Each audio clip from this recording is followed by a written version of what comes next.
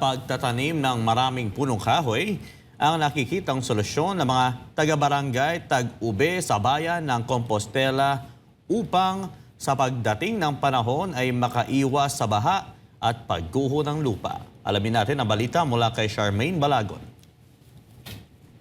Isang landslide-prone area ang napili ng SMNI, DYAR at Sunshine Philippines Movement katuwang ang Keepers Club International upang mapanatiling ligtas ang bulubungduking lugar na ito sa Compostela. Nasa norteng bahagi ng probinsya ng Cebu matatagpuan ang bayan ng Compostela. Mula sa bayan ay mahigit sa kalahating oras ang kailangang baybayin bago makarating sa barangay Tag-Ube. At dahil nasa bulubunduking bahagi ang nasabing barangay, 6 na maliliit na sapa ang sinuong ng SMNI DYAR Cebu kasama ang iba't ibang volunteers upang makarating sa lokasyon na pinagtaniman ng punong kahoy. Isang napakalaking karangalan para sa amin sa DYAR 765, SMNI Radio Cebu na mabigyan ng pagkakataong manguna sa implementasyon ng advokasya ng ating pinakamamahal na pastor, Pastor Apollo C. Kibuloy, lalong-lalo na po itong pangangalaga sa ating kalikasan. Sa kabila po ng malagim na karanasan ng KOGC, nananatili po sa aming mga isipan ang turo ng aming pinakamamahal na pastor, Pastor Apollo C. Kibuloy, mahalin ang sarili, ang kapwa, mahalin ang ating bayan at pangalagaan ang ating kalikasan. Maraming salamat po, Pastor, sa iyong mga pangangaral. Sa ilalim ng matagal ng mandato ng Sunshine Philippines Movement na pinamumunuan ni Pastor Apollo, mula 2005 hanggang ngayon ay hindi na nahinto ang advokasiyang ito ni Pastor Apollo. Walang tinitig ng relihiyon, lugar o anumang kulay politika. Kung kailangan ng pagkakaisa upang mapangalagaan ang kalikasan, nandun ang SPM at mga volunteers.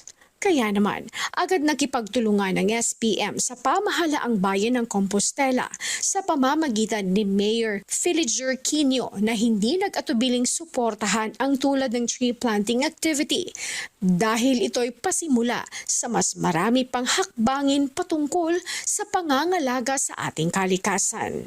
Pinagi niya ning atong pagpananom og kahoy, namuhunan kita og mas lunhaw og hapsay nga kaugmaon alang sa atong maabot nga henerasyon. So pinagi ning programa napadayon gyud sa Menro ang ato ang pagpreserbar o pagprotekta sa ato ang kalikupan o uban pang gawi sa pagpanalipod sa ato ang katilingban. So in behalf of Menro Compostela, thank you kayo sa mga personnel nga nitabang karon. Sa temang para sa Diyos at sa Pilipinas nating mahal, nagsanib puwersa ang Department of Environment Region 7, Municipal Environment and Natural Resources Office ng Compostela, LGU ng Barangay Tag-Ube, Naval Forces ng Philippine Navy, Air Mobility Command ng Philippine Air Force at Bureau of Fire Protection ng Compostela at mga kasapi ng Keepers Club International para maitanim ang 1,000 guyabano, nara at mulavi seedlings. Kami sa Philippine Navy ay nagpapasalamat sa SMNI sa pag-imbita sa amin sa tree planting activity at asahan niyo po na kami ay patuloy na susuporta upang mapangalagaan at mabigyang importansya ang ating kalikasan.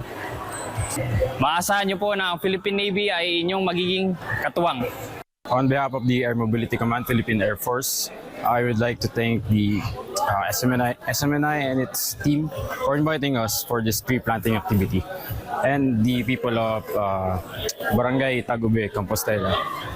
This tree planting activity not only benefits the current generation but also our future generations to come.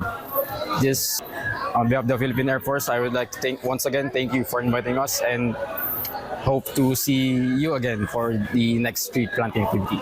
Para kay Kapitana Cherilyn Lukyao, napakalaking bagay ang naganap na tree planting sa kanilang barangay dahil sa kauna-unahang pagkakataon, may organisasyon tulad ng SMNI DYAR Cebu at Sunshine Philippines Movement ang nakarating sa kanilang barangay upang tumulong sa kanilang mithiin na magtanim pa ng maraming punong kahoy sa kanilang lugar.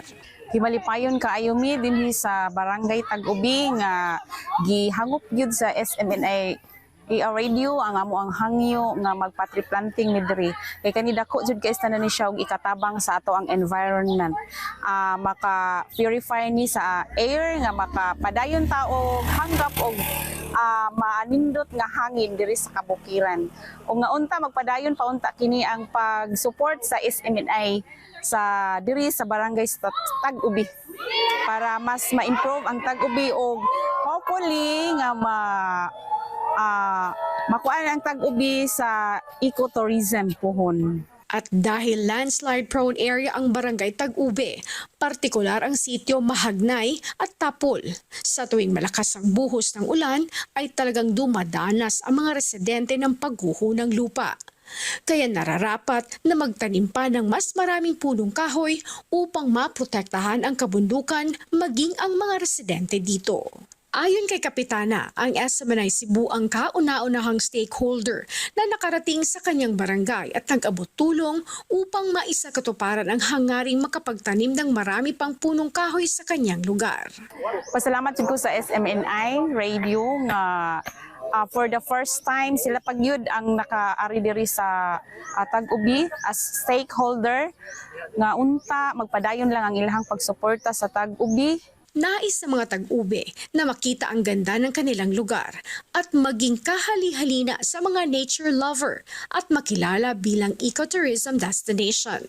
We would like to express our gratitude and thankfulness to our beloved pastor because isa kami sa naging part for this big event which is the tree planting activity dito sa Tag-Ube, Compostela, Cebu. So yung mga teachings si pastor sa amin, yung mga long suffering at saka endurance is na-apply namin dito because yung pagpunta pa lang dito is hindi na siya basta-basta. It is all worth it because kita nyo naman yung view. It's very beautiful and this is a perfect place to hold such an essential activity. Samantala, tumanggap ng pagkilala mula sa SMNI DYAR at SPM ang mga naging katuwang sa matagumpay na tree planting. Maging ang Barangay Tag-Ube ay kinilala din ang pagsisikap ng pamunuan ng SPM dahil sa ipinakitang dedikasyon at sipag sa kabila ng pinagdadaan ng mga kabigatan. Mapasalamaton kayo dako sa SMNI, sa DYAR o sa SPM sa inyong gipahigayon nga tree planting. Wala jud ko magdahom nga moabot mo diri sa kalayo kinatom yan sa bungtod.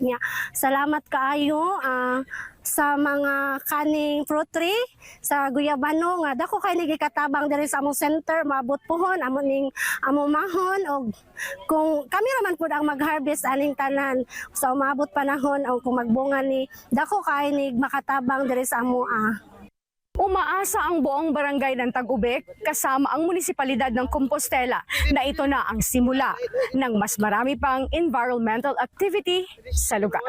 Para sa Diyos at sa Pilipinas kong mahal, ito yung citizen correspondent mula Cebu, Charmaine Balagon, SMNI News.